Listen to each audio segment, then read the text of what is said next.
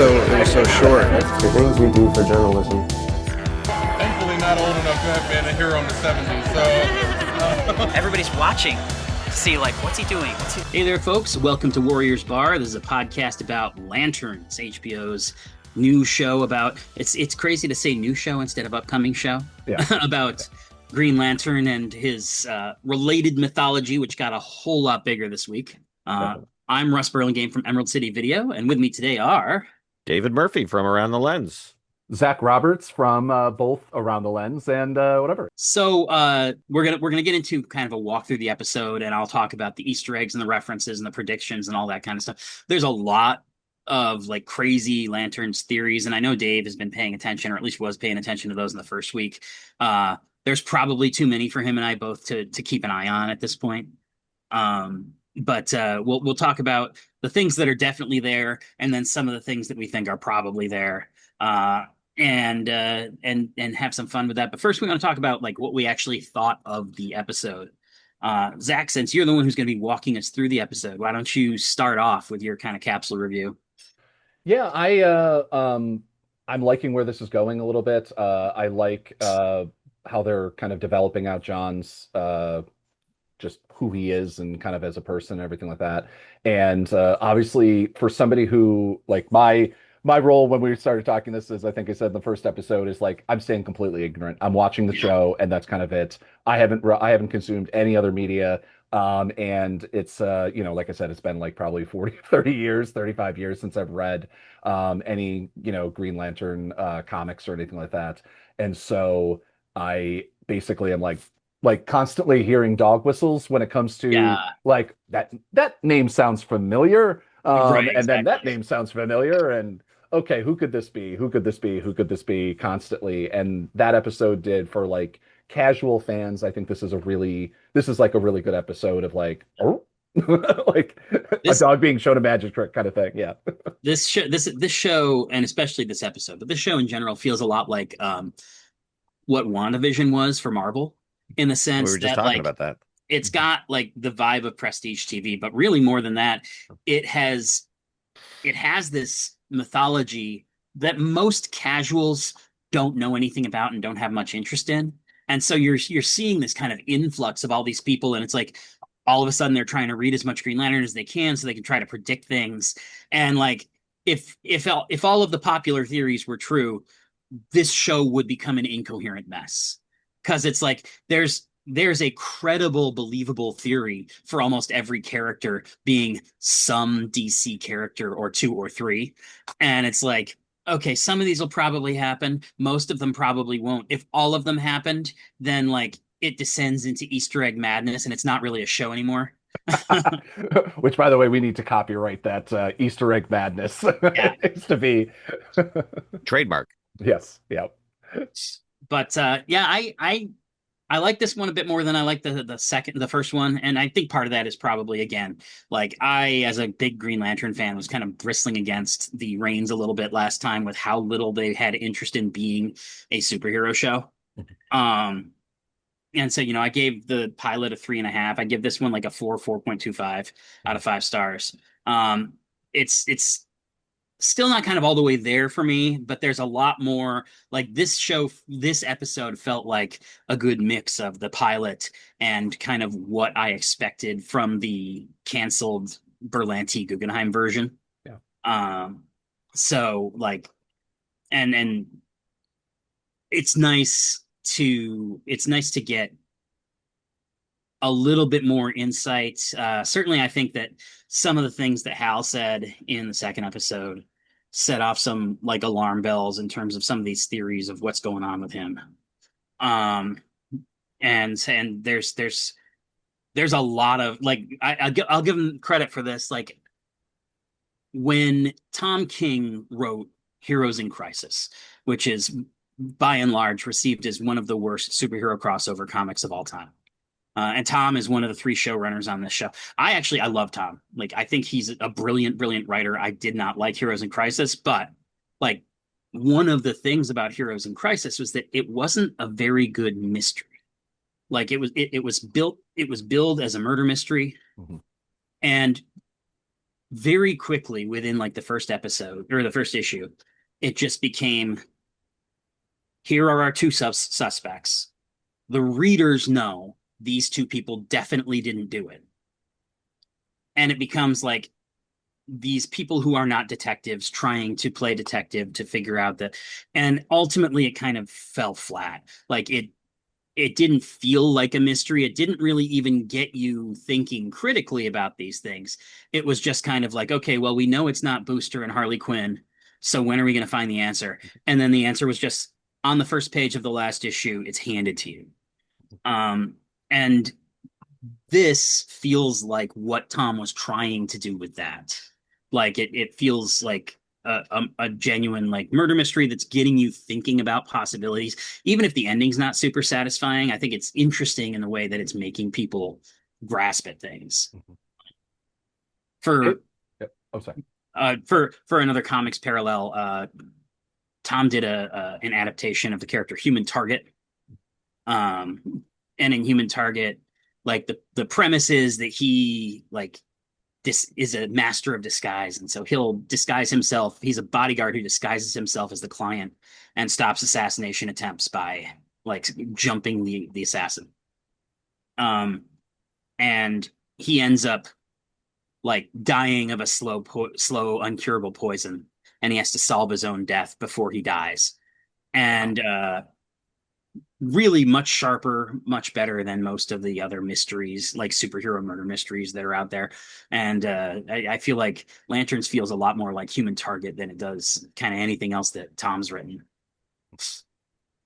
Dave, your thoughts? Yeah, absolutely. I have a much lower bar and expectations for this show because I'm not coming from like being a Lantern super fan. I'm just normie, comic book person, fan, superhero show type person.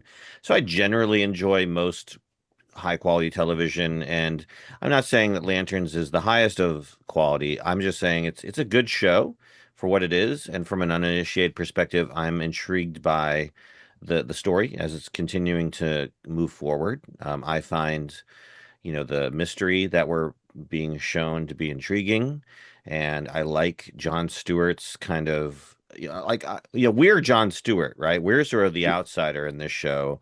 Hal's obviously the insider, and at least the way I see it.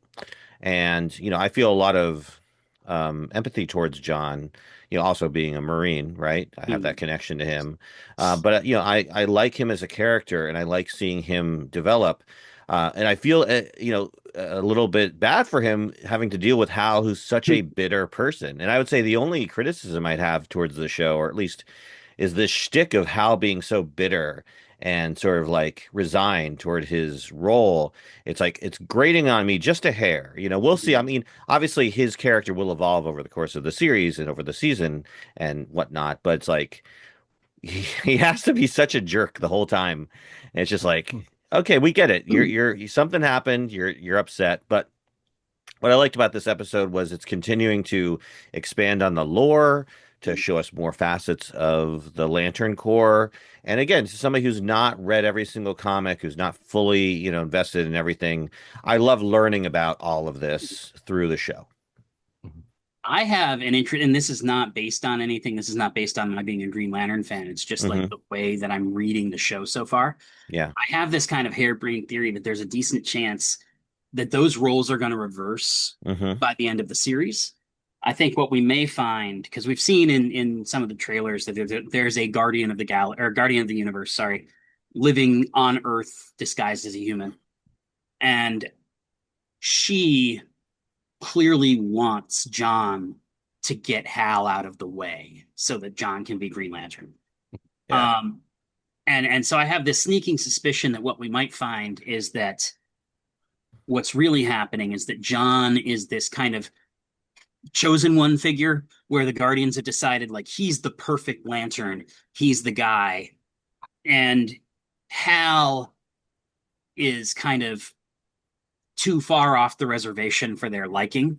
That Hal is like has got this rebellious streak, and maybe he is more interested in learning the truth of what's going on than he is in serving the needs of the Guardians. And So I feel like almost what might be the real conflict towards the end of the show is Hal and John coming to this kind of understanding that, like, to get shit done, John's going to have to shake up the chain of command. Yeah. And again, this is based on nothing except for like how the show's been written so far. And also like I guess a little bit of it might be my experience with reading Sheriff of Baghdad, which is a really great graphic novel by Tom King about his time in Iraq. He was not a soldier, he was a CIA operative, but he was an intelligence officer in Iraq. And he wrote like a fictionalized version of an autobiography. And I get the impression that Tom, as an intelligence officer, has kind of a platonic ideal of a soldier who's driven more by personal morality than the chain of command. Cool. Yeah. Sorry, I'm looking for the. I'm looking. I swear I have this book somewhere. Yeah. The Sheriff of Baghdad. And so I was just The looking. spine is red and white with a yellow logo. That's all. Yeah, Not that yeah. I that don't see helps it. that much. It's not worth it. It's not worth it to bring up. It just would have been nice if I would have been like Yeah. this book right here Well, for people watching. Well, before we get too deep in, let me. I'll do Yeah. that instead, because the reason I went briefly away from my screen was I have this comic that's usually mounted on my wall because it's signed and it's got a funny inscription. Mhm. But if you look closely, it's Hal Jordan in a sling after his arm was broken. Yeah. And at some point in this episode, when he gets shot and he wears a sling for about a third of the episode, all I could think was like, I wonder, one, if that was inspired by Green Lantern 48, and two, if it's implying something. Because here's the thing. Green Lantern 48 is the first part of a 3-part series. At the end of this 3-part series, Hal is Parallax. So it's probably nothing, but it's certainly, considering the volume of speculation about Parallax and the fact that there's a lot of little things in this episode that made me feel like, oh, that theory might be more credible than I thought. Yeah. It's an interesting visual cue to have in the episode. Yeah. That was a great scene. And we will get to it. Anyone else have anything to say before we jump into the rundown of the show? No, I'm going to pull up my document so that I can make sure I'm responding in time. Let's do it. I will say one thing I would love that we're writing. You obviously don't usually take full extensive notes anytime I watch a TV show. I would really love the big letters of where we are. Because we open in a motel in Nebraska, and like I didn't necessarily remember that that's what the motel like looked like or whatever. And I'm like, is he back home? What time period are we? Because obviously the last episode ended in the future, and you know, and Hal is dead, and it's winter. The last time we see that very clearly, winter. Obviously, he's a Halsicle, copyright. No, and so we're already back. We're back in there, and I was just like, wait, where are we? What's going on? And who's the person like running by his anyway. So we open in a motel in Nebraska. We open on John asleep in a.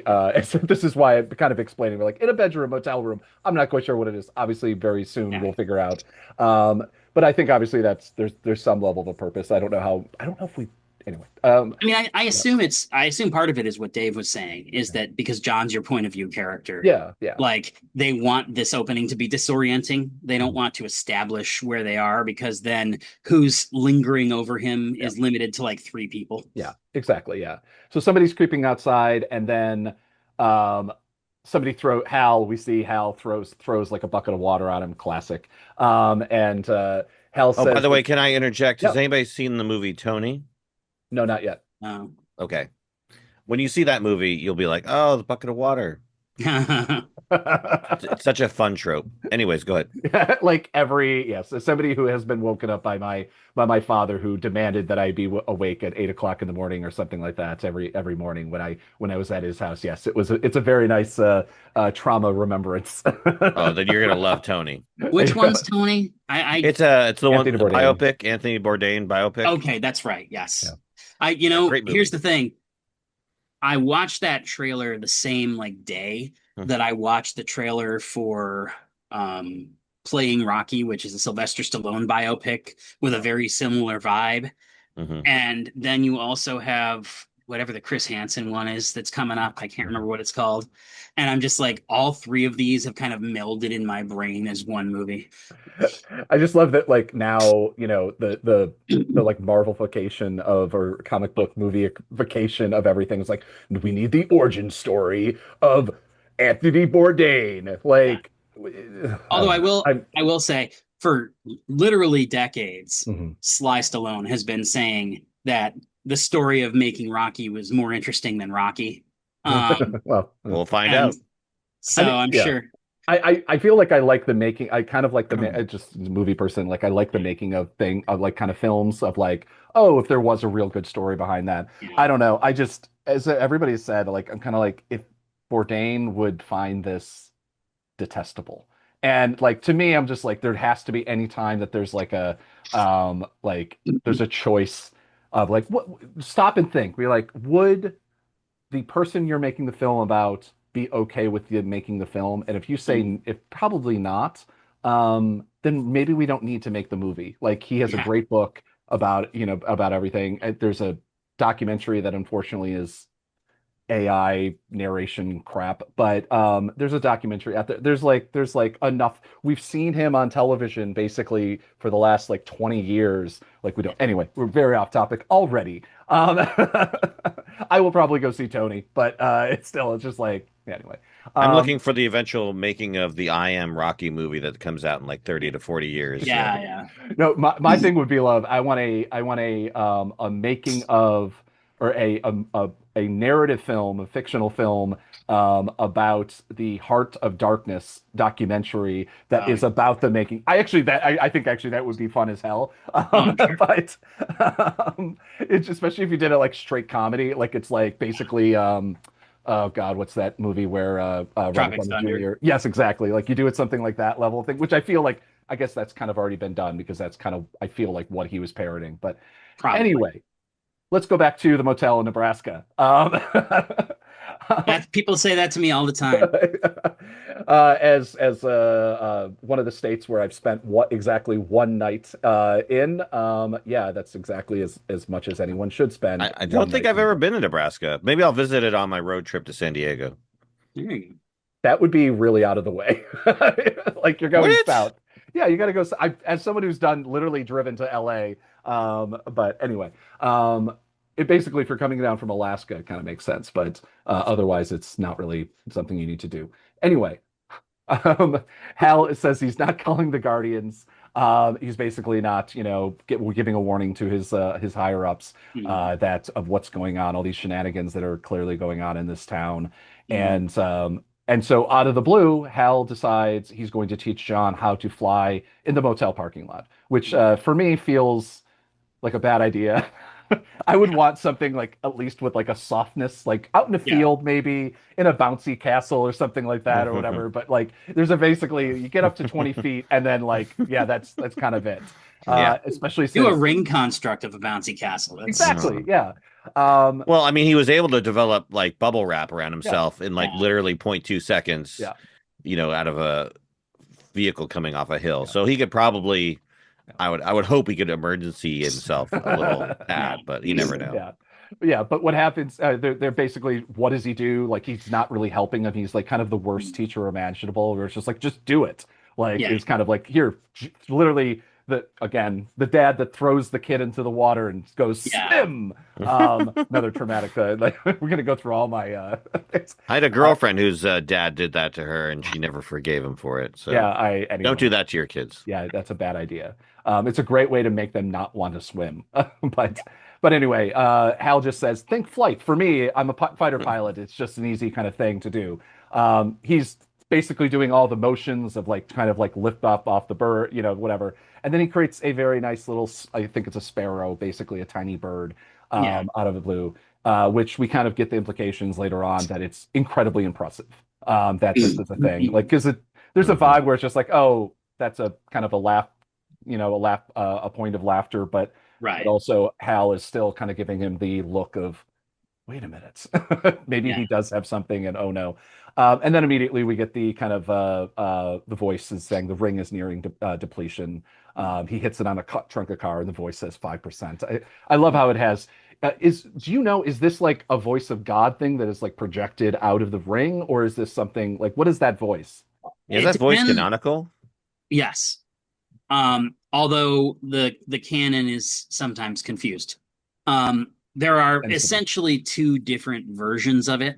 One is that it's the voice of a guardian who's like monitoring your situation from Oa, which is the name of their planet. The other is that it is the ring itself, essentially giving you the same low battery warning that your cell phone does. Mm-hmm. I imagine for the purposes of this show, it's going to be the ring itself that tells you when it's low on battery, because Hal does not seem to have a good relationship with the Guardians. No, he does not. We get this voice that says 5%, which, it's interesting because like you were talking in the last episode or last podcast episode about the last episode that the ring has a reserve power, which I was kind of like waiting to see if that was going to be a thing that came up. Obviously, it becomes a problem later on because the ring is very much almost when it runs out of power here, it runs out of power kind of thing. The other thing is like the ring running out of power is one of the most frequent story devices in Green Lantern, obviously, because when you have a god weapon, sometimes you need to turn it off. Yeah. And so like the reserve power I was talking about, it doesn't really operate in the same way that like a reserve tank in a car does, where it like continues operating. Mm-hmm. Like the reserve power in the ring is there explicitly to prevent mortal harm from coming to the bearer and to prevent the ring being separated against its will. Yeah. Which we'll find out is an interesting thing. Yeah. But anyway, and then we immediately find out Hal pulls out a ticket and basically once again has bought him a commercial. Again, I'm just like, where planes, like how does this guy not have at least like a helicopter or something, like whatever. There has to be something that he could do. That would be lovely, wouldn't it? Because once again, he has to go catch a commercial flight all the way back to where I forget what town. Do they say what town that Hal? It's Sheridan County. I think they've named the town, but I cannot remember off the top of my head. Where his mansion is? No, okay. Where the mansion's in Coast City. Oh, Coast City. Oh, yeah. Anyway, implication somewhere, considering Nebraska is in the middle of the country, dead in the middle of the country, kind of thing. Coast City, canonically, is basically DC's version of LA. Yeah. And so it's a coastal town in Southern California. I would have. When you said DC for a second, I was like, Washington DC, a version of LA. What? Oh, DC. Right, the comic book company. Duh. Yeah. Because again, the thing we talked about last week when I mentioned like the Detroit aspect of John's backstory is that in DC Comics lore, most of your characters don't like live in New York and LA. They live in fictional cities, so that if you want to do something like blowing up Coast City and leaving a giant festering hole in the ground, you can do that. And nobody's like, hey, but LA still exists. How does this affect our stories going forward? Yep. True. So basically Hal booked him a flight to go get the lantern, which he just keeps in his house, which is kind of wild. And he tells him that there's just a key under a rock, under one of those like fake little plastic rocks that has like a smiley face, or it might be a frown, depending on which side I put the rock down, which is amusing. This is something I do love, the banter that they're kind of building a little bit more, because obviously the first episode was, very, it's a murder mystery kind of thing. In this episode, we're kind of getting into, how these people talk to each other and everything like that. One thing I talked last week about the fact that in the comics, he typically stores the battery they don't call it a lantern in the comics, they call it a power battery. Mm-hmm. And typically Hal stores the battery in a pocket dimension so he can access it wherever he is. Yeah. and obviously pocket dimensions are a thing in the DC universe. We saw them at play in the Superman movie. Yep. But apparently, like, Hal both does and does not utilize that technology because it is in a pocket universe, but he doesn't bring anything with him that allows him to access it remotely. Kind of like a vague security thing, so that like anyway, we'll get to that anyway. It is odd, right? You'd think you'd want your battery with you wherever you go, or at least accessible. Yeah, it's like, or at least have like a power bank kind of thing you could have that would be useful. Like if there's like a little mini like Green Lantern that you could carry around. So but the big thing is that John has to keep the bird, which is somehow, even though he's transferred the ring back to John has to keep the bird alive, even though he's transferred the ring back to Hal, which is interesting because obviously we think that the ring bearer or whatever. So there's a whole thing. Is this I know we're kind of jumping around. Is this like a thing, or is this like a yes and no. There's a couple pieces in play. First of all, even if the ring is not on the bearer, like, as long as it's within a reasonable distance, like, the strength of their will should be able to like utilize it. Yeah. So like there's been a lot of stories where the ring somehow gets taken or lost or whatever, and Hal can like bring it back to himself by thinking about it. Yeah. During like it wasn't really until like 20-ish years ago that this notion of creating persistent, independent ring constructs became a thing. Mm-hmm. The idea of a living thing like a bird, like that's the other thing. They talk about the bird like it's a living thing, not like it's just a construct. Yeah. And that's one of the things they really hone in on as like, well, that's crazy. You shouldn't be able to create life. Yeah. And I don't remember that ever being a thing. I'm sure there's been a story that I didn't read or I'm not thinking about. Yeah. But like one of the more famous like persistent constructs was at one point Kyle Rayner, when he was the only Green Lantern and there was only one ring, made another ring out of his like using his ring and gave it to his girlfriend, who was like the daughter of Alan Scott and like had ties to the Green Lantern power. So it wasn't like just his girlfriend. It was like, oh no, she's another superhero who can use this power well. But at one point when Kyle was, I think, shot through time or incapacitated in some other way over a longer period of time, her ring ceased to exist because like he couldn't maintain it.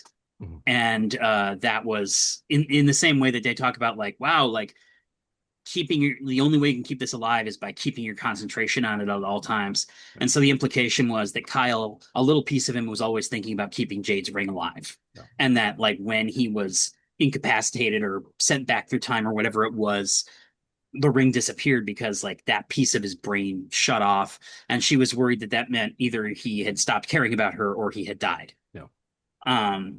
And so that was the first time I remember the idea of a persistent construct, and also the idea of this keep it going with your concentration, keep it in the back of your head at all times, even when you're getting punched in the face. Yeah. Was ever in comics. That was like 1995 or so. Mm-hmm. And again, part of that is because Kyle, the Green Lantern in the 90s, like he was an artist. He was like a cartoonist. And so a lot of like, they spent a lot of time giving him like cool, interesting ideas of how he might use the ring in ways that hadn't been done before. Because like Hal and John traditionally were, I'm going to make a big fist and punch you with it kind of guys. Yeah. Yeah. Well, we are back at the football now. There is one thing I need to touch on at the mansion, actually. Okay. We're still not at the. I mean, we're not technically at the mansion. Oh, okay. So, no worries. Carry on. I'll come in when it's... This is one of those like the cut back and forth because obviously he's basically gone to send an errand. He wants to get him out of town is kind of the implication here. But Hal is at the searching the crime scene, kind of looking around. He's at the football stadium. He randomly takes a crowbar and tears the front end of his the rental car out. which is another one of those, like, later on he makes a joke about, like, I hope you got the insurance, which I love. Like, I'm actually becoming more and more fascinated about the, like, economics of the Guardians. Like, this guy doesn't have, like, a company card, like, where he could, again, like, just get like a Cessna or something like that. Like, the ranchers are rich, they have Cessnas he could rent. Like, there's no way that he couldn't, like, drive to, like, Bismarck. Oh, I don't. I'm trying to remember what the big city is in Nebraska. Yeah. But anyway, he Lincoln. he brings the metal through the metal detectors, and nothing happens. And so he drives into town, calls the sheriff's department. Nobody answers. No one is around. It's a ghost town. And then he notices, they're all at the American Legion. Rushville is basically the Rushville American Rushville, Legion. that's the Yeah, yep. And he walks right into the thing and immediately goes, "Were you talking about me?" to the sheriff, who's speaking at the front of the town hall. It seems that yes, she was, because she immediately gets flustered and kind of like is like, let's change the subject. And basically they're kind of deciding on whether they're going to have, like, next week's football game to go forward or not, after there'd been a mass shooting, like, literally on the football stadium. And basically the lawyer shows up, John's lawyer, the sheriff's husband, shows up and basically starts talking. They obviously start talking too loudly, and so that's fun. Let's see. And basically John calls him when he's about to speak, and he walks out. And so we cut to Hal's house. Hal's house is a mansion, and it's completely and totally empty, like literally frames around the floor. Yeah. Like, there's no couch, there's no nothing. And then we cut back to Hal is at the morgue and pulls out a body. And wow, that is a penis. Yeah, definitely 100% more penis in this episode than last Yes, episode. that's true, So yes, yeah. I also heard there was penis in season 2 of what's the character Peacemaker? Yeah. You get Peacemaker yeah. season 2? Chris Gore was apparently complaining about it online. He was like saying, "Hey guys, I'm not a prude, but what's up with all the penis?" Like in these comic book stories, I know they're meant for adult. They're trying to be more adult, but like, is Green Lantern, like, obviously this is an R-rated show, obviously, penis and fucks and all this stuff. But like, are you happy that Green Lantern the show is R-rated, or would you rather it be more accessible to younger audiences? Like, I mean, I don't really care. My thing is this, like, I really like what they're doing with the DC universe at this point, which is to have very different kind of approaches and tones to each piece. Like, they do exist in a shared universe, and you're going to have to square some of this at some point. But like, I like the idea that, Supergirl is a revenge movie, and Superman is a traditional superhero movie, and Peacemaker is about Nazis, and their next project, the Jimmy Olsen show they're making, is a parody true crime show where the staff of the Daily Planet is going to do a 6-episode fake true crime podcast about the trial of Gorilla Grodd. Yeah. Right. Yeah, I heard about that. And so, like, I really like that. I like that approach. Yeah. And so to me, it's like a big piece of me as a Green Lantern fan would rather see a more traditional Green Lantern show, like make it a space opera, make the focus on the heroics and the cool stuff you can do, which obviously you see a lot of people fetching about online. Yeah. But like, also, they were never unclear about what this show was. Like, from the moment it was introduced in 2023, they were saying it's True Detective with rings. Yeah. Yeah. And so I'm just like, for my personal money, would I rather watch a Green Lantern show that's like a PG-13 space opera? Sure. But it doesn't bother me that this show is exactly what they've been promising it was going to be ever since the moment it was conceived. And I think that people who are pissing and moaning about that are probably doing it at least a little bit in bad faith, because we've had 3 years of warning that this was exactly what the show's going to be. Like, yeah, I like that he is. If you're going to go up against Marvel, like, not that I'm not a person who think there's any point to fucking competition. I'm so bored with that. I just want good movies. Like, if you're going to go up against Marvel, you're going to lose. Because then either you're seen as copying what Marvel has done, because they've got 78 films Yeah. in the bank, and $78 billion of profit, and you're going to lose that battle. And so trying to do something, basically filling a gap of like what some people like about comic books. I think that like this show, the Jimmy Olsen thing, the Jimmy Olsen, whatever the Jimmy Olsen show like ends up, what level we're talking about, because I mean, I hope that that one's a little bit lighter, just because Jimmy I Olsen, can't but imagine it yeah, won't be. I yeah, mean, yeah. it's about a psychic gorilla. Yeah, fair, true. And so I like that they're doing all that. So anyway, Yeah. but I yeah. I also I should say too that one of like and this is not in absolute terms a good thing. It's actually been terrible for the comics market, but it's just the truth. Since 1985, the audience has aged. Mhm. Like anytime you hem and haw and throw up your hands and say, "Oh my God, comics aren't for kids anymore," it's like, yeah, that's because comics like I could spend a whole hour and I won't on the economic and practical reasons of why this has happened. But the Yeah. very short version is when comic books stopped being available at the grocery store and started being a specialty destination that you had to intend to go to, Hmm. the readership aged, and comics have been getting more adult as a broad market trend ever since 1985 because of that, because they recognize that like their audience is no longer 10-year-olds. For the most part, Hmm. their audience are people who were 10 between 1985 and 1995 and who are still on board. Yeah. And that's bad for a lot of reasons, but I don't think that you can fairly say this is not like a true adaptation of where comics are right now.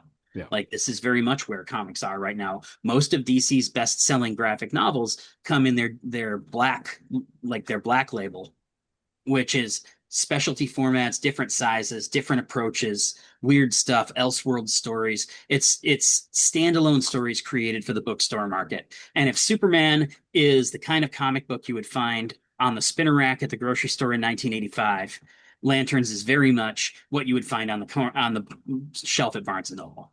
Yeah. Yeah.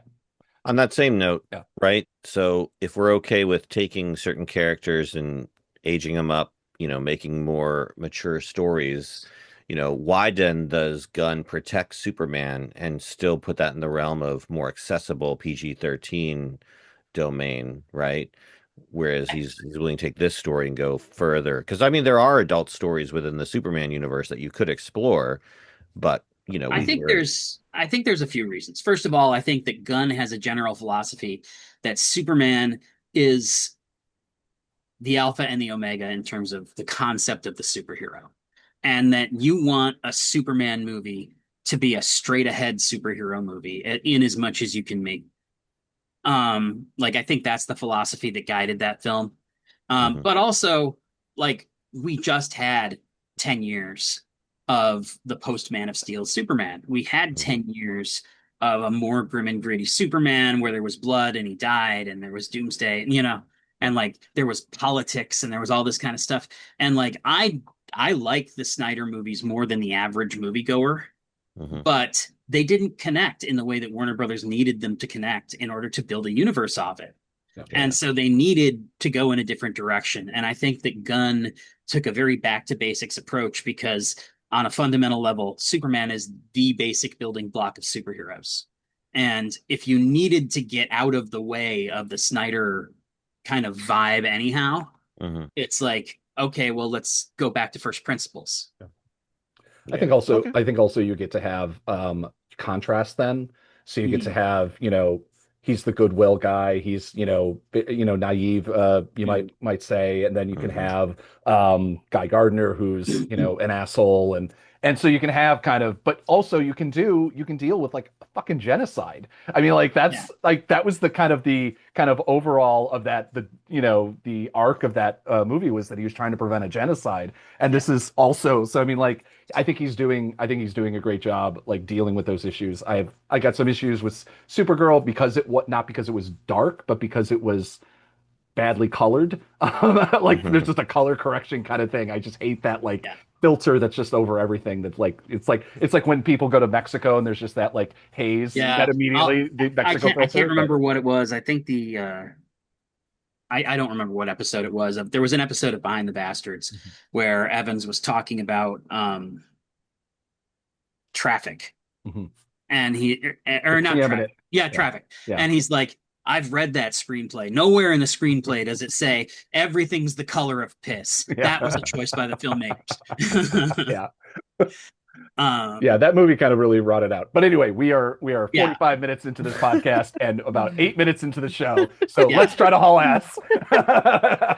In general, just- I'm not bothered by penis on screen. I say Yeah, go yeah. all the way, show everything, whatever, be as adult as you want. Don't be a prude, people. The big reason I think is basically it was such a surprise. It was just like he's pulling out a drawer and I'm like, oh wow. And also yeah. like not to carry on about it, but it was a sizable one. Yeah. So yeah. Well, and yeah. I also think like part of the reason people react to that kind of thing, part of it is that like there's like a basic filmic language that everybody knows, Yeah. that when you open the morgue drawer, They have a little there's drape. Yeah. there's a little tarp draped That's over the the Law and midsection. Order thing. Right, I yeah. do love though that I'm thinking now that I'm thinking about it more, but like the idea that like it's they're aliens and they essentially they don't take over bodies, right? They create their own bodies. Yeah, And so yeah, no shit. If you're gonna create a body and you're playing a dude, like you're not Yeah. gonna be like, well, like I'm gonna be a grower, not a shower, kind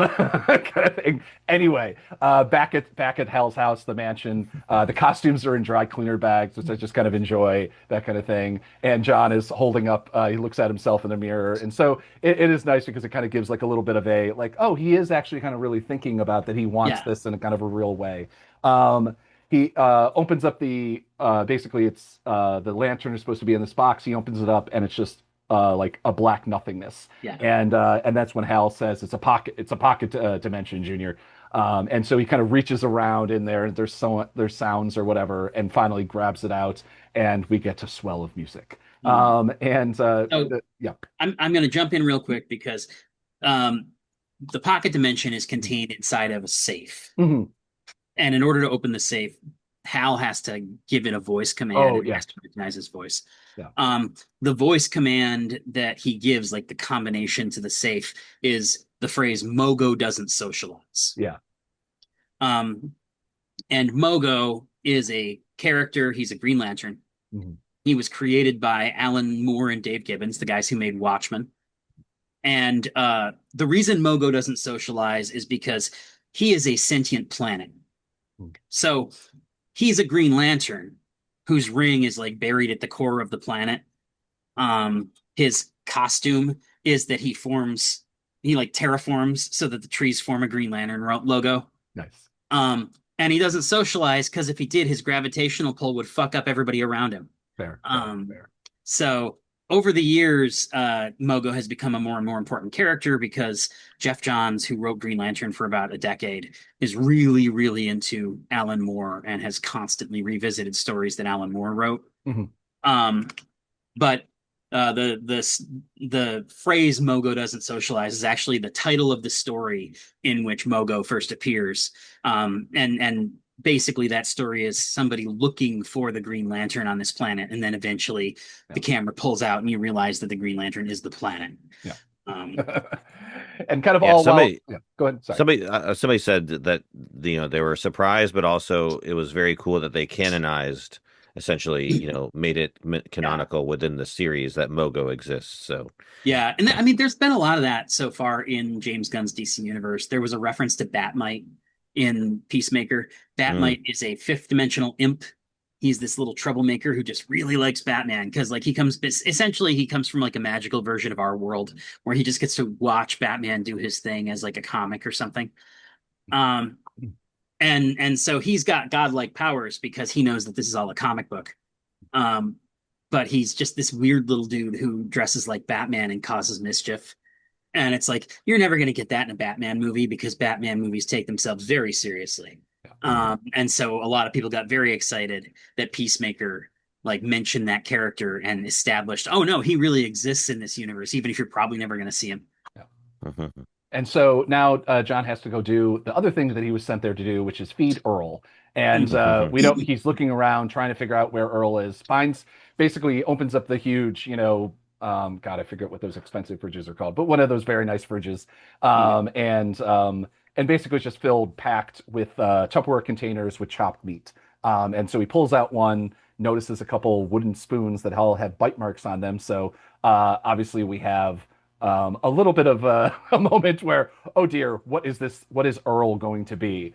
And Earl, he finally walks out and goes, checks out every other room and finally goes out to the greenhouse where we realize it is essentially like an alien, I don't know, Venus flytrap. It's not like from the movie or anything like that, from the musical, which I'm blanking on the title right now. But it's nothing like that. But immediately he starts feeding it with the spoon, and then immediately it kind of grabs everything out of there. Then we're back in Nebraska. Hal Hal is dragging all of the bodies out of the morgue and has thrown them into, once again, the rental car, which has cloth seats, so you're not getting that deposit back, which is a kind of a joke later on. But and so he drags them through the metal detectors and immediately starts flashing. They are not metal detectors; they are alien detectors. So we're back at Hal's house. He is returning the key, and then somebody comes up behind him and basically attacks him and tases him. Then we're cut to the back of the truck. He wakes up. He's basically in a kidnap van, classic conversion van, like every kidnapper has. And he immediately demands, "Where's my fucking bird?" And the bad guy is holding it in his hands and somehow lets it go. And the bird immediately basically surprises everybody, I think, essentially enough that he's able to start a fight. He basically basically jumps out of the car going like 50 miles per hour. Somehow he's fine and immediately starts running. But holy crap, these guys that kidnapped him can fucking run. They can jump. They're jumping over cars, and it's pretty clear that they have some level of superpowers, whatever that means. And then John gets slammed by another van, just broadside. And so then we cut back to Nebraska. Hal is sorry, Hal is in the car filled with corpses, and he gets pulled over by the sheriff, who seems just not surprised, just disappointed. She's not angry. Which is her entire character. I love her so much in this role. But she's just disappointed. I'm like, come on, like, what are we doing? I do like, and I think they've done this joke twice in the show already. I can't remember the other time, but I do like where Hal for about a half a second is like, it's not. Well, I guess it is exactly what it looks like. Yeah. But so Hal says that he's going to the father-in-law's, the ranch, and the sheriff is warning him that it's not going to go well if you do that. And basically he's trying to figure out where the hell they got these alien detectors. It's very implied that it's very high tech of whatever they're doing. They're at the ranch. They're basically at the ranch gate or whatever. They deny him entering first, and then Macon, the father-in-law, I guess we're calling him the father-in-law, shows up on horses, basically going, "Come on, I'm a fan of your work. Like, let's just kind of move. Like, let's not go down this road because I can't tell you the whole NDA thing," which again I love, is it kind of calls out the fact that, like, cowboys don't usually deal with NDAs, which I do like. The kind of, because we already have kind of the implications of the last episode that these guys are, basically like oath keepers, basically like militia, right-wing militia kind of vibe going on with them and what they believe and everything going on. And so I love every little kind of jab at them, which not too surprising considering this is, I don't know if this episode was written by or whatever, but Lindelof is, am I pronouncing his name? Yeah, Damon Lindelof. He, Watchmen is basically kind of all about this world, which, by the way, if you haven't watched Watchmen, I don't know what you're doing. Go watch it. The TV version, not the movie. I mean, there's nothing wrong with the movie, but what we're talking about. Movie's fine, but specifically the TV version, for anybody who's surprised to be like, suddenly this all got political and I don't know what's going on. Yeah, go fuck yourself. You just haven't been watching comic book movies. Won't get off in a rant about Civil War like I was before, but because Russ and I have never talked poorly about the movie Civil War. So The comic book movie um Civil War, not the good movie Civil War by A24. But one thing I want to call out here is, and this is again, it's jumping ahead a little bit, but it's also not. It seems to me like these guys, among all of their other alien tech, it seems to me that these guys know that the ring isn't working at this point. Yeah. Which to me indicates that they have a way of detecting that in one way or another. I'll circle back on what that might be in a few minutes here, but I just wanted to call it out in real time that like it struck me because like if you think he's got a power ring and he can really jack your shit up, you're not going to try shooting at him. Yeah. Yeah. I mean, I think I wonder because I kind of thought about that myself and was just like, I wonder if that's just the fact that he didn't go in like full Right. green bubble flying over he's stopped by a fence. He's not exactly a guy that's like obsessed with protocol, obviously, so it's not like he's going to be like caring too much about actually trespassing. But anyway, we are arguing about the NDAs, and basically Hal wants to know about what other tech he might have. Because all that we've seen right now is just basically big fucking guns, AR-15s, that kind of thing. And then they shoot Hal when he's like, I have a ring, holding it up, and then he gets shot. We don't know where he gets shot. It's from a sniper up in what's that called?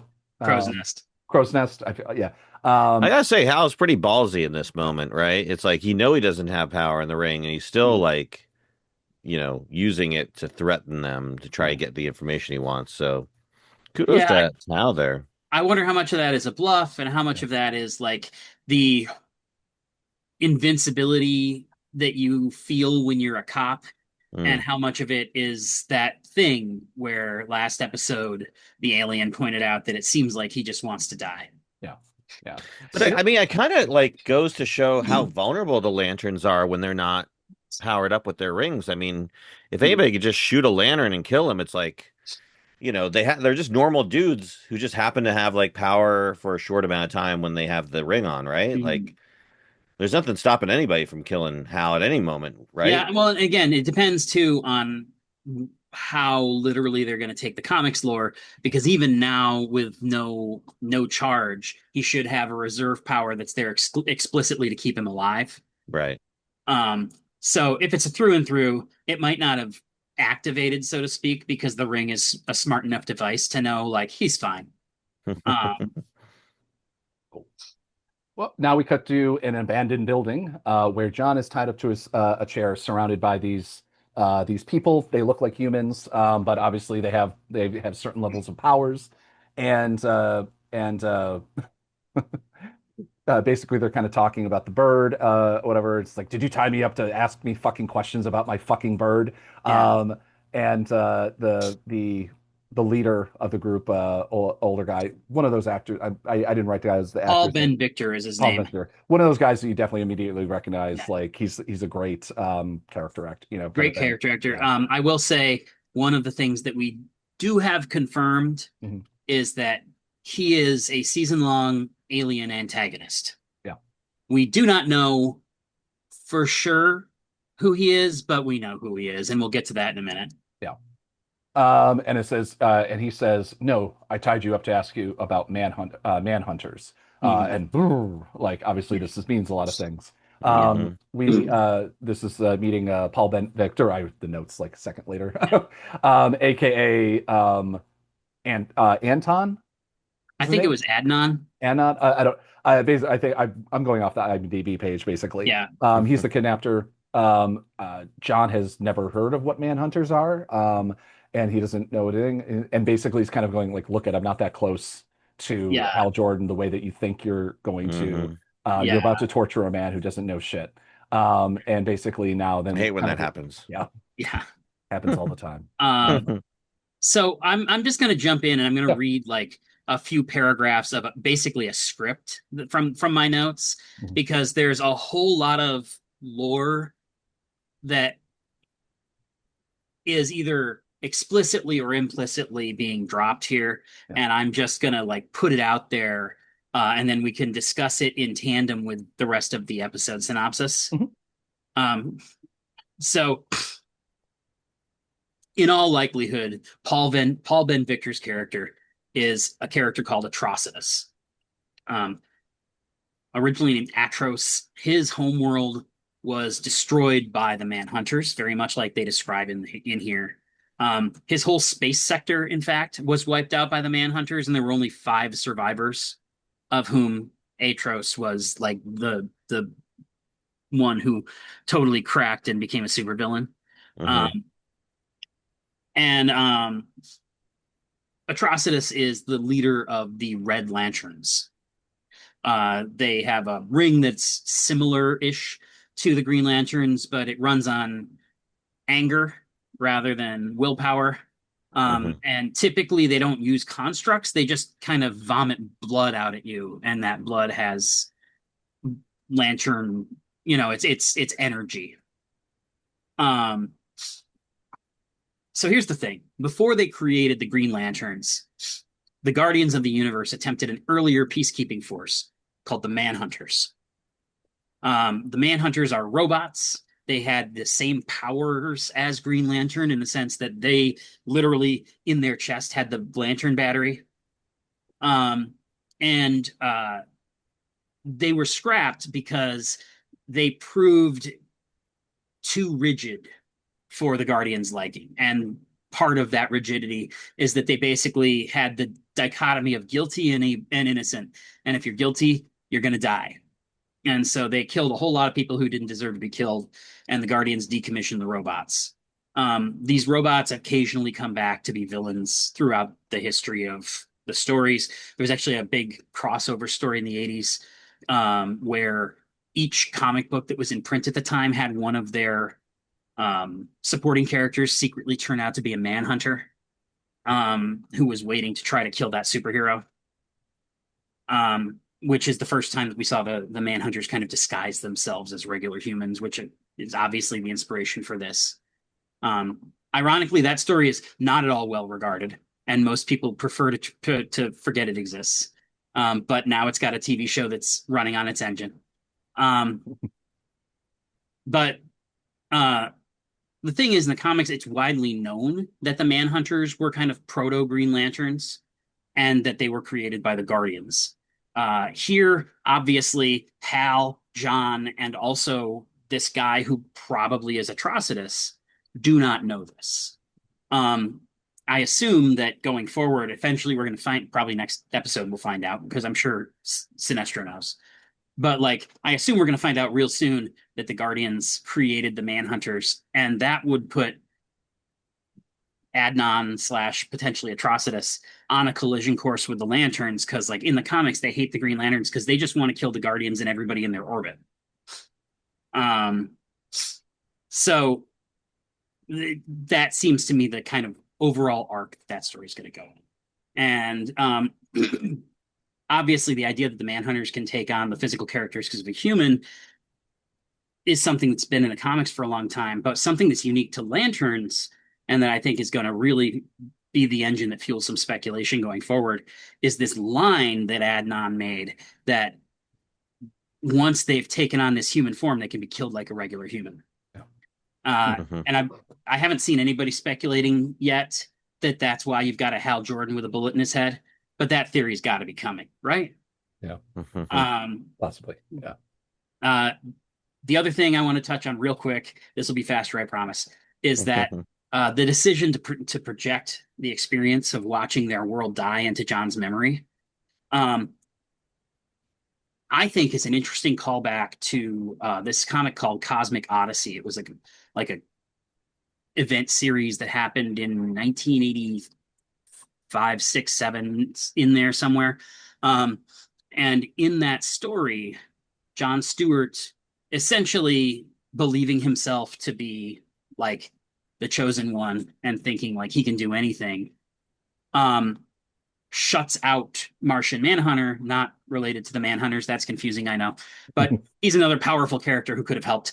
essentially shuts this guy out of a situation where he's fighting a potentially world-ending threat. And then he is about to charge into battle, and he finds out that the threat is yellow, which his ring does not work against. And as a result, the planet Zangshi is obliterated and all of its people are killed. And basically, every Jon Stewart story for 10 years revolved around his survivor's guilt and the fact that, like, he let his ego get in the way of, like, being a good teammate, essentially, and that these people would still be alive if he had not, like, locked Martian Manhunter out. And so, like, to me, they do want, unironically, at least at this point in the show, it seems like they do want to show Jon as like the Lantern, the most competent, the most whatever. And they want him to be like a chosen one. And so I think maybe giving him these visions and giving him the experience of seeing this world destroyed and experiencing that is a way to modify the destruction of Zangshi in Cosmic Odyssey and give Jon that like survivor's guilt and the psychological impact of watching a world die without making it his fault and without making it be something where he has to struggle with like guilt. Because like in Cosmic Odyssey, it is objectively his fault. He killed people through his arrogance, and it took him forever to get over that. Here, he has nothing to do with it. It's a traumatic experience, but it's not his fault. Yeah. It is interesting too because in the show they mention they actually call it a Holocaust. Yeah. And so like they're using kind of not American words but English Yeah. Earth words and phrasing for what happened, which kind of gets to the point very quickly. And basically they cut him loose and return the Green Lantern in its bag, which is kind of surprising. Like, obviously, we don't know who these people are, and obviously they don't like them. But obviously, they're trying to take. They want Jon. They don't want Hal Yeah. to be this thing. So, Well, and they've got they're creating this dichotomy where William Macon recruited Hal by appealing to his sensibilities. And now these guys are recruiting Jon by appealing to his sensibilities. And now we've got both Lanterns like stuck in the middle of this war between these two alien factions that we don't really understand. Yeah. And it's I forget whether it's implied or just mentioned. Basically, the team they were the people killed in the stadium were from this guy's crew. Yeah. And so basically we now know who these people, at least we have an idea of who these people were. Right. And Jon is told that he must find the Manhunter. So, and Atan, whatever his name is, threatens that he could just go to Rushville and blow themselves up. But he obviously doesn't want to do that. Which at least that kind of like, they're not like, suicidal terrorists to that level or that type, at least. So we cut to Rushville Hospital. Hal wakes up in the hospital. Macon has shot him, or Macon had him shot. And the sheriff is immediately, what's with Sinestro? And because Hal has been sleep talking, talking in his sleep. And let's see, there was an attempted coup. Basically, was a Lantern. Kind of gives him the too long didn't read version of it, of what the whole thing is, and kind of. And so Sheriff scolds Hal for going around her, makes him promise that he won't go to the ranch. Obviously, that's not like that's the thing. Whether he's going to keep that promise or not. But she knew about the alien detectors, so she definitely knows more than she's letting on. And I enjoyed the kind of insurrecting the shit. Basically kind of implies to be like, these people, if we don't just let them kind of like play their games, like they're going to insurrect some shit. And so we're kind of like keeping the calm as much as we can in this small town. And Hal says, something is off here. I can feel it, Sheriff. And basically feels like everything is going to explode. If I need you, I can call. And so he basically signs him out of the hospital sheet. No one else is in this hospital at all. And so that seems weird. And then as they're walking through, everything's coming, everything's covered in plastic. This hospital, no one's here. No one's ever been treated here. Yeah. And so it's like, and she's kind of like, well, people know to not get hurt. And you're like, yeah, sure. Yeah. And obviously drops whether or not it's going to be a thing, whether within the series it's going to be a thing, but the sheriff is from Gotham. And so we now have Batgirl. It'll be and and here's the thing. The fact that she's from Gotham is one thing, but her last name is Kane, right? And she's not Kate Kane. There's no way, because they will not create a version of Kate Kane who's straight. It won't happen. But Kate Kane's aunt is Martha Kane, who married Thomas Wayne. Mm. So the Kane family from Gotham is Batman's maternal side. That's Martha's family. And so the sheriff in this small town in the middle of nowhere with the alien crisis is blood related to Bruce Wayne. And also, last episode, and I didn't catch this at all until somebody pointed it out to me, but I checked, it's true. There's a scene when John comes to pick up Hal at the police department in the first episode. He comes to bail him out, and the sheriff is on the phone. Can't really hear most of what she's saying because it's background stuff, but the subtitles are illuminating. Clearly, she's on the phone with a reporter because she says no comment and then no comment again. And then at the end, it's like, yeah, I know you needed to try, blah, blah, blah, blah, blah. Okay, say hi to Barbara for me. And obviously, if she's a member of the Kane family and she's saying, say hi to Barbara for me, there's a real good chance that Barbara is Barbara Gordon, Batgirl. And so, and frankly, like, because we're going to create characters for the TV show, it's just what we do. Like, not everything's one-to-one. Real good chance that this sheriff is Batwoman's sister. Like, Batwoman is Kate Kane. That's why I said there's never going to be a straight Kate Kane, because like when she was created, then the 2000s version of Batwoman like was introduced as like DC's first out lesbian hero. Mm-hmm. And she had a TV show for a few seasons and stuff like that.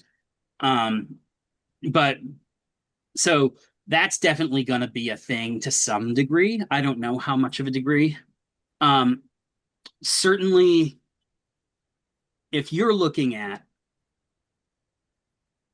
a town with a wealthy benefactor and potentially a town that's just been built as a facade by a wealthy benefactor, you have to accept the possibility that that's Bruce Wayne. Like, it's possible that all of Rushville is funded by Batman.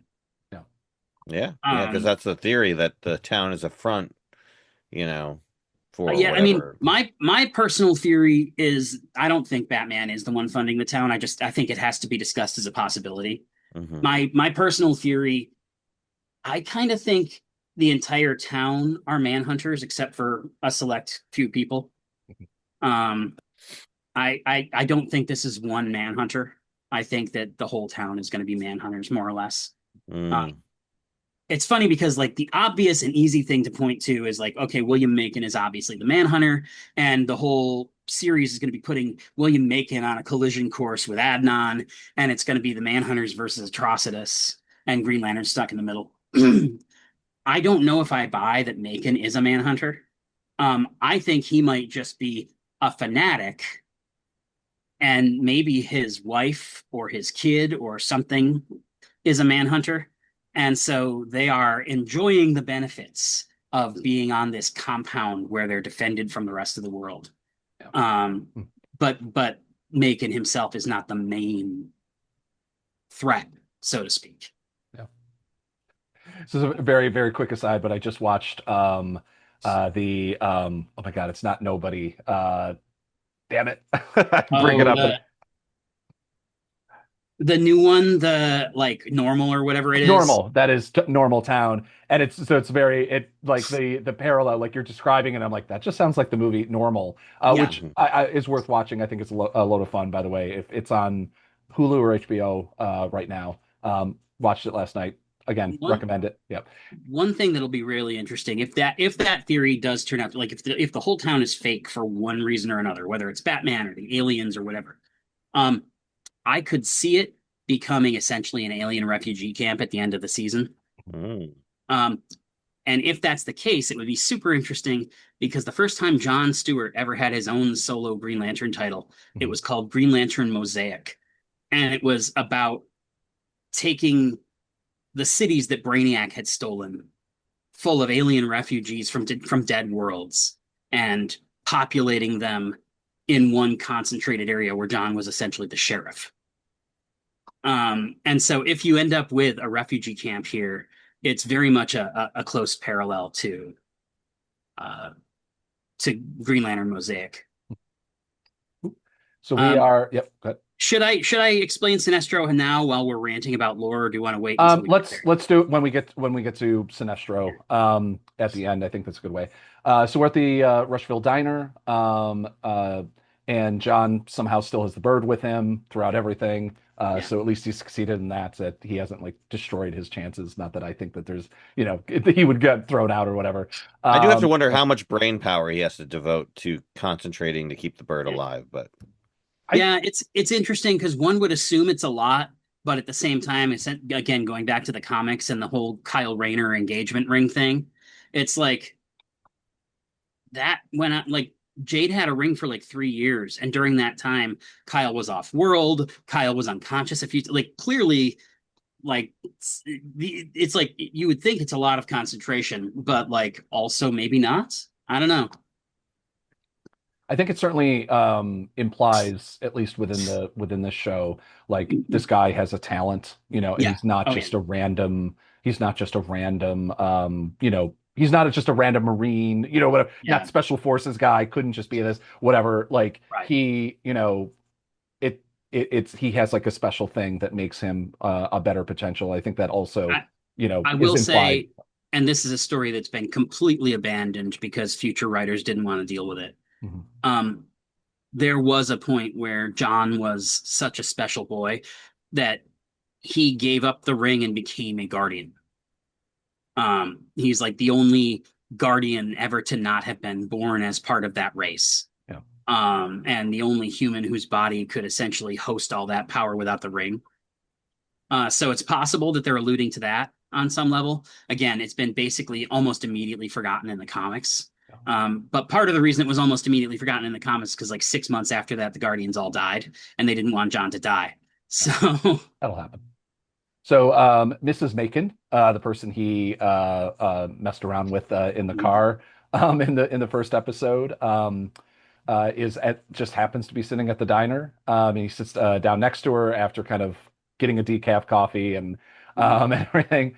And for the record, I wouldn't have slept with you if I'd known you were married. Is your relationship unconventional? Which I enjoy. They're kind of walking around. They have kind of a back and forth about, like she wanted a certain life or whatever, and like she does, but like she does love Mr. Macon, and so it's not just like, oh, I wanted to have a nice rich life or whatever. And I just absolutely enjoy the line because like in this, I mean, she's Porna, I pronounce her name Jagannathan. I apologize. She's Indian American, and like in most other things, it's like real. Thing. But in this movie, I think it's just like the cowboy kind of like thing that she's got going on for the most part. I was trying to like place him like, is she Hispanic? Is like, what's her kind of background? Yeah. Obviously, whether or not that means something, because like it stands out in a town in Nebraska, and it's just like they're not trying to make some like multi-ethnic, like version of like what they think a town, American casting would be like. So she's an out of place person kind of here. Right. And she has the line, white men have the privilege of being eccentric. And like to call him Mr. Macon eccentric is a very generous, kind of thing. I will say the other thing that stuck out to me from that conversation, partly because it's what I thought last week, was when John said something along the lines of, I don't think you do something with that like that without him knowing. Yeah. Like I like the implication that like Macon was part of that conversation and she's manipulating or trying to manipulate John in some way that will also benefit him. Yeah. Is very much on John's radar, which I thought was like is a good observation because again, that was my first thought too. Yeah. Is like, no, it's not that he's just so smart he figured out you slept with his wife. Yeah. It's that he sent her to that bar. Yeah. There's also kind of a creep creepier version, which I don't think this will go. Like, obviously, it's a type of show that at least shows a dead man's cock. Yeah. But there is the idea that also she's gotten his DNA, Yeah. like, which is disturbing to think. It's always like still weird in a comic book movie, like in a type of Well, thing, or and comic there's book also show. it's funny because again, like there's the theories are everywhere on this show, and so there's like every Green Lantern adjacent character who's not black or white, Mhm. whether they're another ethnicity here on Earth or an alien or whatever. Like there's people who are convinced that this is Kat Matui, who is the Green Lantern who took over from Sinestro when he was booted out of the Corps and eventually married John Stewart. There are people who think that it's Soren Natu, which is Sinestro's kid. There's people who think it's this other lady. I can't remember her name. She used to go by Fatality, and then she became a Star Sapphire, which is essentially the Pink Lanterns. So like, I kind of doubt any of that. I feel like she's either going to be a manhunter or she's just going to be a complex person. Mhm. Again, I really don't think everybody is going to secretly be somebody from the lore. Like there's all these people who are like, oh, Billy is going to be the Black Hand, and she's going to be Soren Natu, and this guy's going to be, and I'm like, that would be a mess. If everybody is somebody, it's like that's going to be a huge mess. Well, what's important is that if you throw enough shit at the wall, one of those things sticks, and then you get to say I was right about that thing. Exactly. Yeah. My thing is also I always enjoy. I think we talked about this in the last episode as well, but like anytime there's somebody that's a person of color in it. Oh yeah, it's just like immediately because there's so few fucking people of color in comic books, and it's just like, well, obviously they have to be this person. let me interrupt to tell you this will be a very short story, but it's worth it. In Arrow, because of course, like Green Lantern and Green Arrow are best friends. There's actually already been a lot of speculation that the rich guy who bought the mansion for Hal might just be Green Arrow because they're best friends and Ollie's a billionaire. But so in Arrow, Oliver, in his like life as a like billionaire playboy, had a bodyguard. The guy's black, and immediately people were like, "Is he going to be John Stewart?" And like, the guy's name is John Diggle. Like, he was named after Andy Diggle, who wrote one of the comics that Arrow is based on.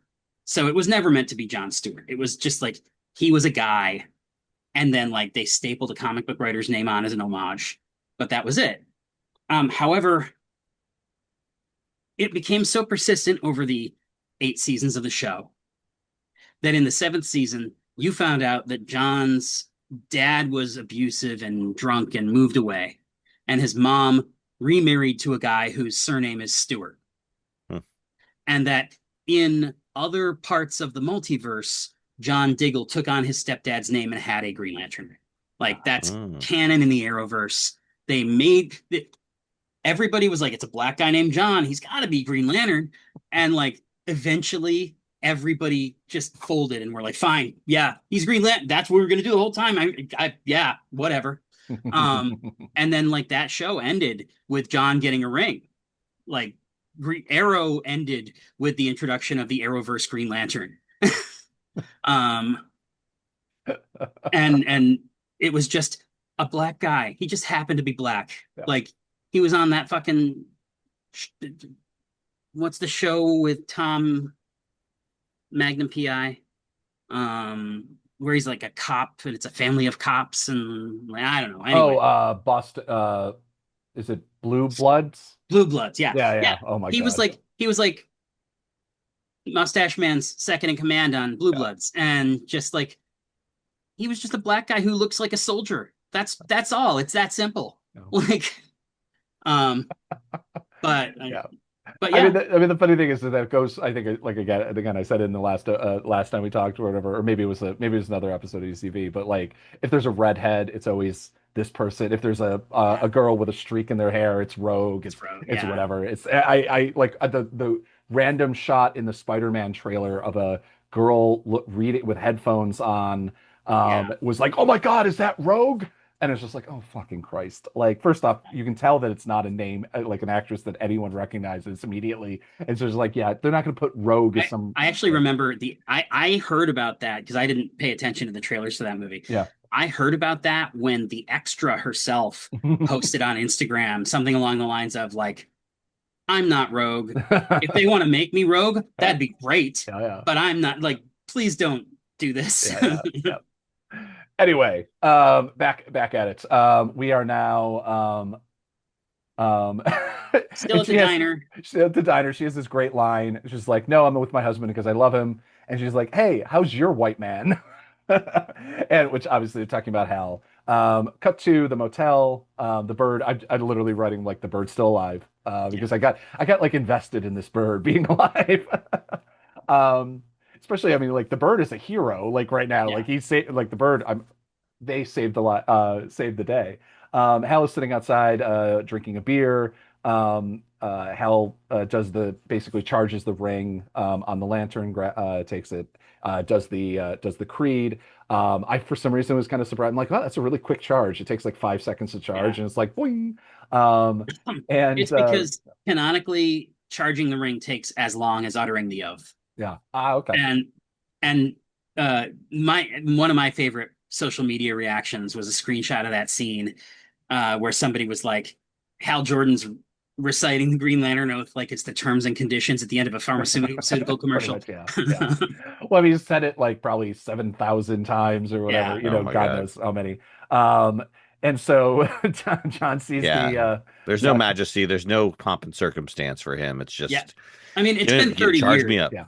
It's a lot of people are viewing that as like evidence of like he's already possessed by Parallax and he's going to be evil or whatever. And I'm just like, I mean, maybe that is a clue. Certainly, like any out of character behavior is going to be read differently in a mystery story. Yeah. But also, like, if you had the same job for 30 years, would you still be excited to clock in? Yeah. You say it the same way, which is like, are you interested in a Barnes and Noble membership card? Exactly. Like how many times I said that working for 4 years at Barnes and Noble. Yeah.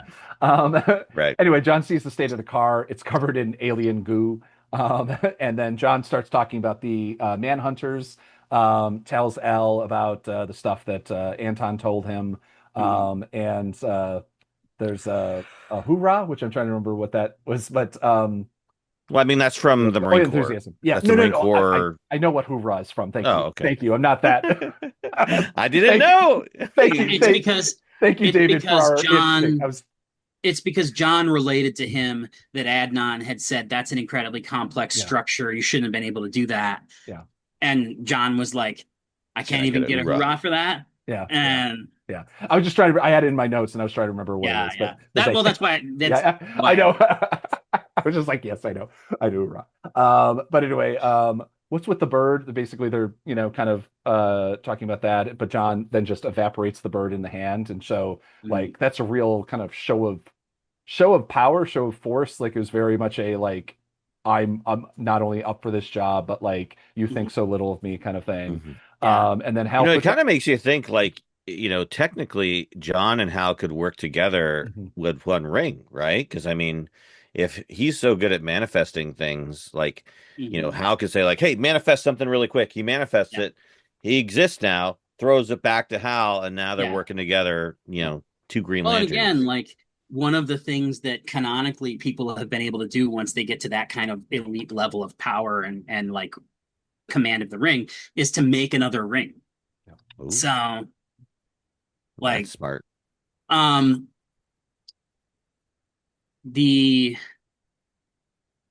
I thought I had something. I'm going to wait until so Sinestro. yeah. So Hal, Quick canonical thing. Can a Green Lantern, can they manifest a power lantern thing? Can they A battery? No, that, Can they I've make never a seen battery? anybody do that. Okay. Kyle Rayner, who again, he was the 90s Green Lantern. He was the only Green Lantern for about a decade because they killed off all of them. And Kyle eventually was able to like build essentially a Wi-Fi connection between his ring and the battery so that he never needed a charge. Mhm.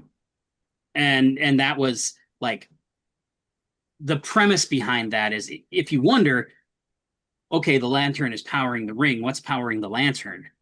The answer is that it gets charged wirelessly from the central power battery at the center of the universe, basically. Mhm.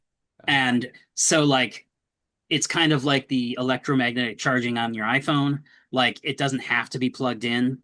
And so basically, Kyle was able eventually to sever the tie between his individual lantern and the central battery, and instead connect the central battery straight to his ring. Yeah.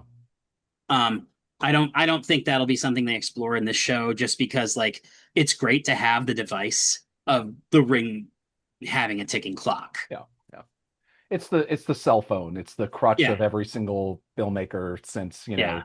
basically of every action film. You're like, oh, there's no cell phone thing. My battery's out. There's whatever. So it's something I despise. If you put every screenplay of the last 15 years into ChatGPT and asked it to calculate how many times has the line "fuck, there's no coverage" happened, the whole system would collapse and we'd never have AI again. There's thinking, but anyway, maybe that's what I do tonight. I go to Dave's Scriptorama and it was Dave's Drew's Scriptorama. Yeah, man, I think it's still around. It is still around. Yeah, I was there not too long ago. It's a fantastic site. If anybody hasn't, not going off on anything about this, but it's basically how I learned how to write screenplays. Like it has basically like just PDF downloads or text. A lot of them are just text files. Yeah, exactly. Text files of everything. Like I still have never seen oh my God, what's the blue David Lynch film?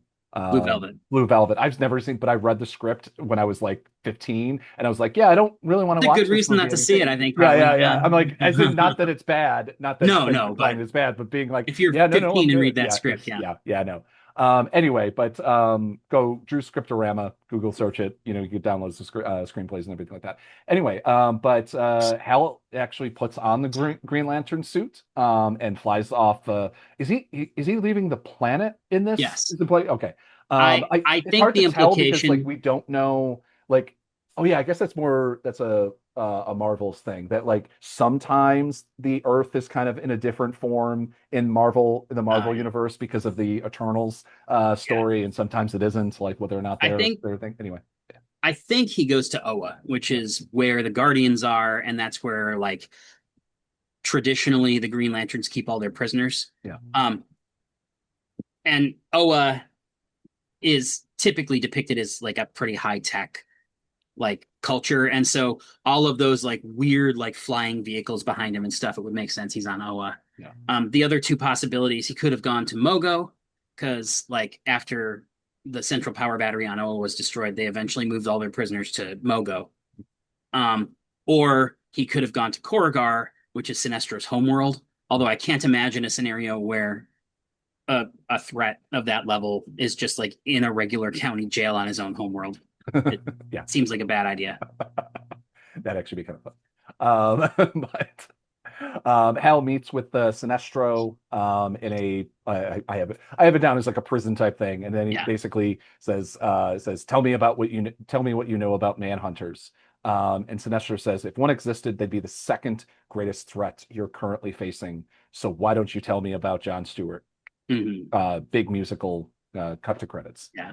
Which I really, the funny thing is, like, I really didn't like that, just as a filming thing. I didn't like that, and the music, it's so rare in anything touched with Gunn that like the music isn't just like on point. Isn't like, it's, even if it's a song I've never heard or whatever, but that ending like just was like, huh?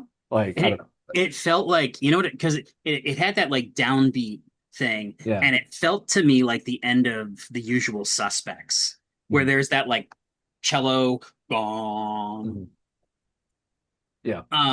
So again, I'm just going to read my 3 paragraphs here instead of like trying to go off the cuff.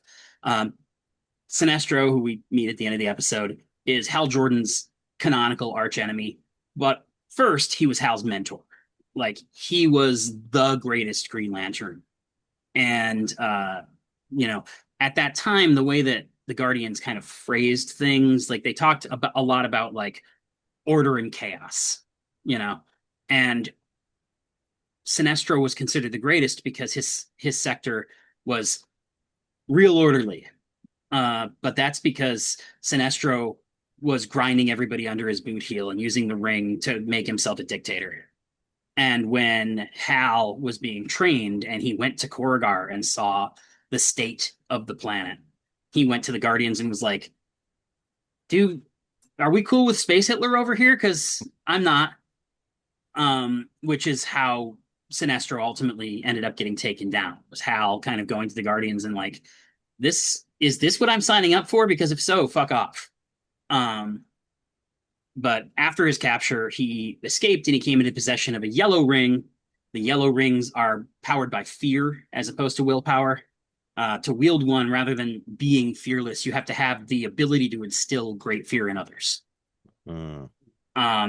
And so the more dangerous you are and the more your rep in the cosmos, the more effective you're going to be as a Yellow Lantern, which nobody ever calls them Yellow Lanterns because Sinestro is a megalomaniac. And when he started recruiting people to his cause, he called it the Sinestro Corps. Of course. In the 90s. So here's a thing that will definitely come up in some form in the next episode or two. There are a lot of different colored lanterns that came up in the 2000s, but yellow and green are the yin and yang of the Green Lantern universe. Like there's always been the Green Lanterns are fearless, and Sinestro, I mean, it wasn't always that he instilled fear, but yellow was the weakness of the Green Lantern ring. So it was like having a guy with a yellow lantern ring was super dangerous. In the 90s, Hal went nuts.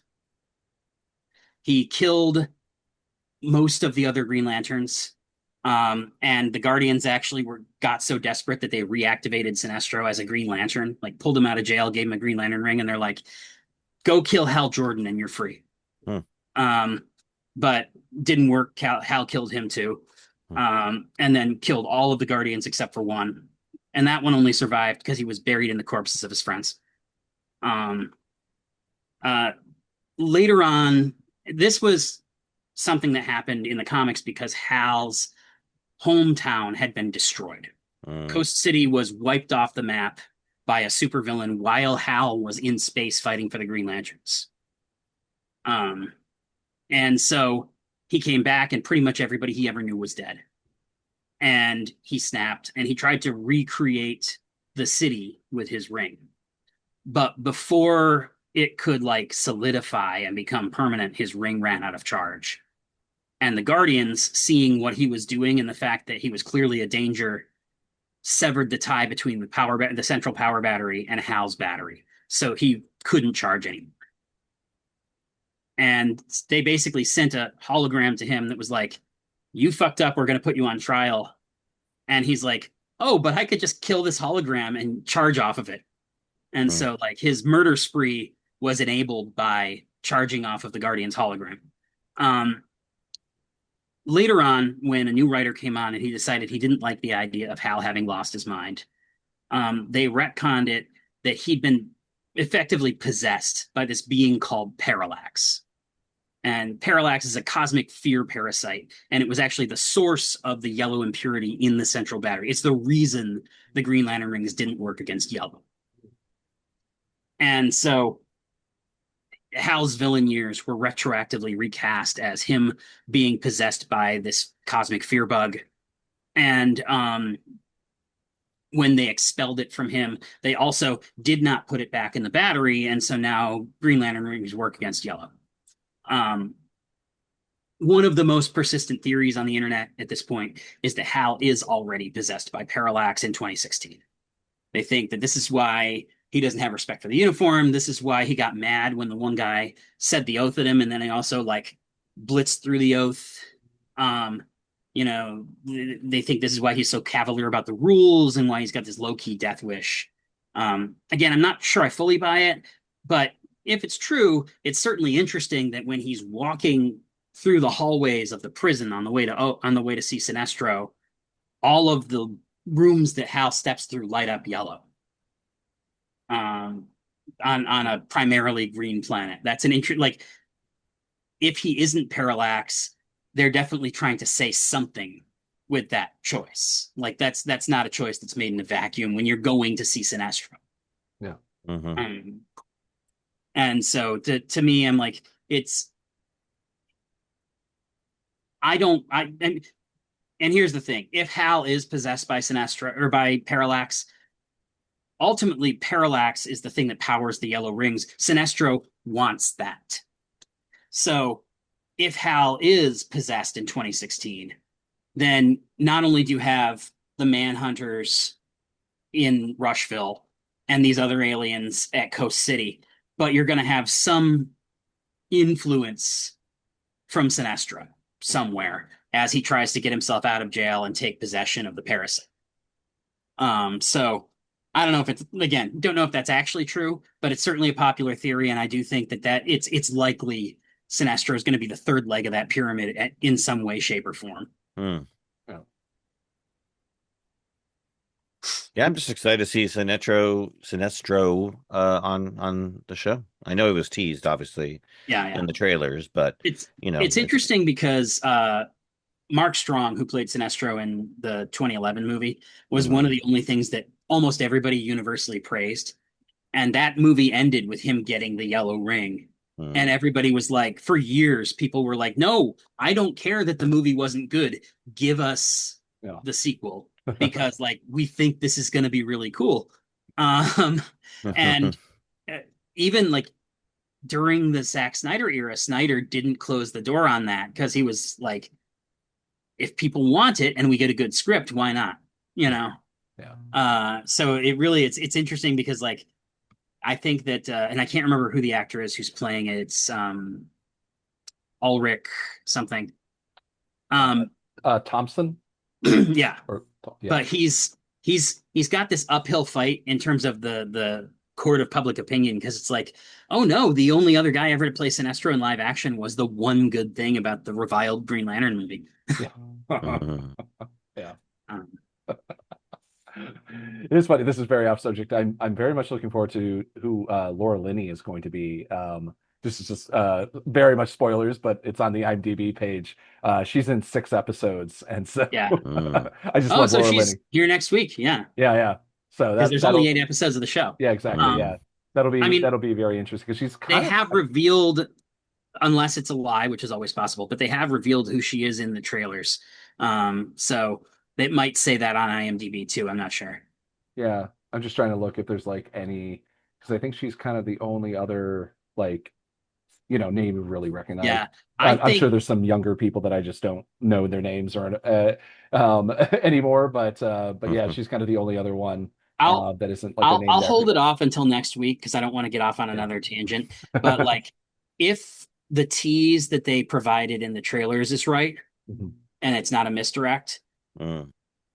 I think I know exactly who she is, and it would cast a whole lot of light on what's going on in Rushville. Like, there's a 50-50 chance that the trailers are lying and she isn't who they say. But if she is who they say, I'm like, oh shit, she's this person. And it if so, we'll have a whole conversation next episode because like it's a person who's only a villain because Earth is so depraved that it drove them crazy. Sounds about Makes right. sense. I understand. So maybe she's not a villain. She's very sympathetic. The thing is, she's doing that thing in the trailer where she's doing her Truman Show bit. Where she's so nice that you're like, oh no. A blonde, anytime there's like a blonde white lady being really just overly nice, either she's a Stepford wife or she's evil. Like this is the only choice. I kind of love that. But yeah. Anyway, any other last thoughts? I have a reading list because I did that last time and it was fun.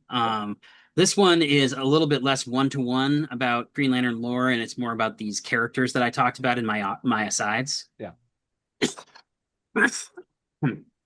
First thing I would say is it's definitely worth reading Cosmic Odyssey.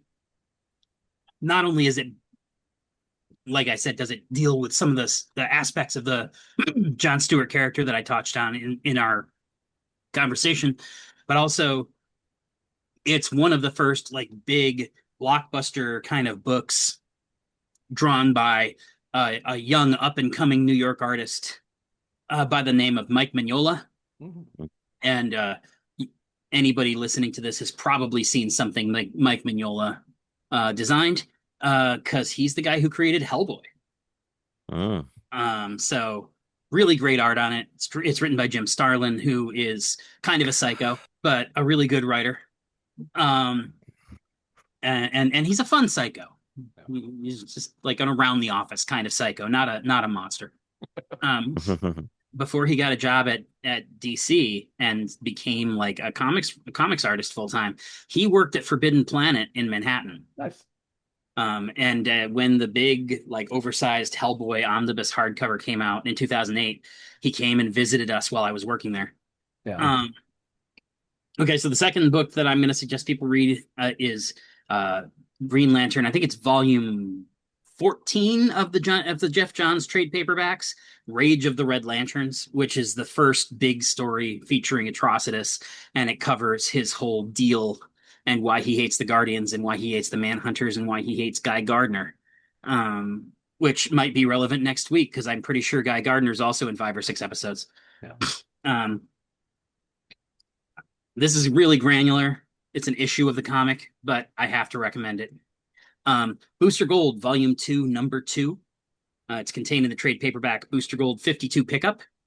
And in that, Booster ends up traveling back in time to stop like an anomaly in the timeline and accidentally gives Sinestro the idea of starting his own Lantern Corps. So you get to see Sinestro as a Green Lantern back when he was still a decent dude, or at least we all thought he was. And then you get to see him literally twirling his mustache at the end. And you get to see Booster break time. So that's always fun. Yeah. And then the last thing I'll put on here is Batwoman Elegy. It's the first miniseries by Greg Rucka and J.H. Williams III. It introduces you to Kate Kane as a character. Like, she was introduced as Batwoman, but basically just as Batwoman, like a superhero who kicks things in 52. Batwoman Elegy is a terrific story. And also, it's available in one of DC's compact comics sizes, which is little manga size, like things you can fit in your backpack. And they're like $10. So if you want to read about any of these characters that I talked about, those are the ways to go. And highly recommend Batwoman Elegy, because even if this Kane doesn't turn out to be directly related to Kate Kane, it's a great comic and it's dirt cheap. Nice. Dave, any final thoughts? I just hope we get more full frontal nudity. I think that's what really defines this show and makes for good television. Yeah. And that's how I want to remember Green Lantern. It's not too late. I think with AI, you can probably edit a full frontal nude Chris Gore into the episode. Wonderful. It's worth it for the amount of environmental damage that will do, and exactly. Yeah. As long I'm okay with that, as long as they're corpses. No living. That'll be the one clip that ever goes viral from my. Yeah, right. Like Zach Roberts, like noted necrophile. No, I just want to say, I'm excited for the next week's episode, and I did not actually see. I just watched the trailer on mute while you were talking about it, and it looks interesting. Yeah, new characters coming in. I didn't. I know they just released a teaser specifically for episode 3. I didn't watch that. Every week they've had like a coming up on Lanterns that isn't like the next episode. It's just like the rest of the season as a whole. Yeah. And that's the one I watched because it auto played after Lanterns ended.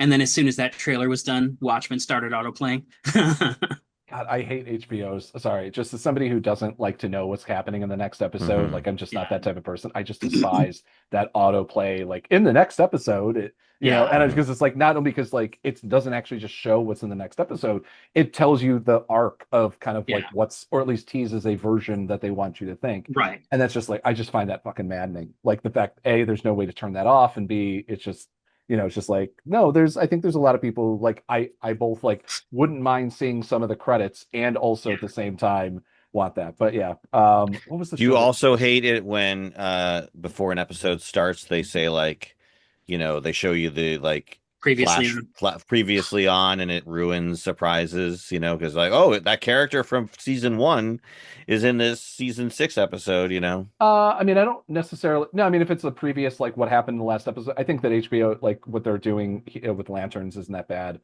With the previous thing, I usually just skip it because I've usually watched it, recent enough, so like I don't especially for this, like, I've been taking notes, so like I have like a pretty good memory of what happened in the previous episode. But if it's like a show I haven't watched in, if I'm just dropping in and randomly opening an episode of like Blacklist or something like that, yeah, that's helpful. Because it's like, yeah, I don't remember, oh, is this person alive or dead at season 4, episode 7, or whatever. And it's just like, that's good to memory, whether it's just like, oh, because like, like that show has had like people who've died and then come back and then whatever, like, or at least they think are dead or whatever. But the thing that really pisses me off about Blacklist is that James Spader is like a regular person and not a robot in it. True. What really pisses me off about that show is that while I love her in other things, the main character, the his daughter or whatever, is in the show for more than the first season because she's the most irritatingly and terribly written character I think in the history of television.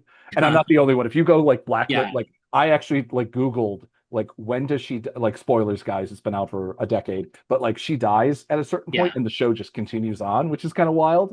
And so like people celebrated when she died. Like that's one of the characters because it's like she was so bad. And like she's super fun in other things she's done. And so it's not her, but it's just like it's just how they wrote the character is the most moronic FBI agent. And you're like, why is this person allowed anywhere near and emotion anyway? Rant about we'll do a Blacklist rant about me about how much I hate that character. But anyway. Well, all right. if no one else thanks everybody for listening through it. We got